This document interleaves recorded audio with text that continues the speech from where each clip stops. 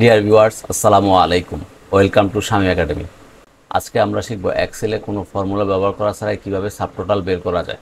Subtotal বের করার একটা শর্ত হচ্ছে আমি যে কলামে সাবটোটাল বের করতে চাই ওই কলামটা সর্টেড থাকতে হবে।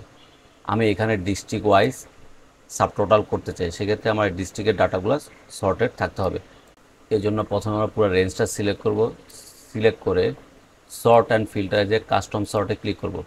আমি এখানে চাচ্ছি ডিস্ট্রিক্ট ওয়াইজ সাবটোটাল বের করব। এই জন্য প্রথমে ডিস্ট্রিক্টটা সিলেক্ট করে দিব, দেন ওকে। দেখেন বন্ধুরা, আমার এখানে ডাটাগুলো ডিস্ট্রিক্ট ওয়াইজ সর্টেড হয়ে গেছে। কুমিল্লা সবগুলো একসাথে, ঢাকা সবগুলো একসাথে, নোয়াখালী সবগুলো একসাথে, পাবনা সবগুলো একসাথে। ডাটা সর্ট হয়ে যাওয়ার পর আমরা ডাটা মেনুতে ক্লিক করব। দেন ডাটা মেনুর একবার রাইট পাশে যে সাবটোটাল আছে সাবটোটালে ক্লিক করব। সাবটোটালে ক্লিক করব, একটা সাবটোটালের ডায়লগ বক্স আসবে। এখানে প্রথমে লেখা আছে অ্যাড ইচ চেঞ্জ ইন। এর মানে হচ্ছে আমি কোন কলাম ওয়াইজ সাবটোটাল চাচ্ছি। আমি চাচ্ছি যে ডিস্ট্রিক্ট ওয়াইজ সাবটোটাল। তারপর হচ্ছে যে এটা আমি চাচ্ছি যোগ চাচ্ছি, এবং অ্যাড সাবটোটাল টু কোন কলামের যোগ হবে। আমি চাচ্ছি যে রেভিনিউ কলামের যোগ হবে, এই জন্য রেভিনিউতে ক্লিক করে দেন ওকে দিয়ে দিব।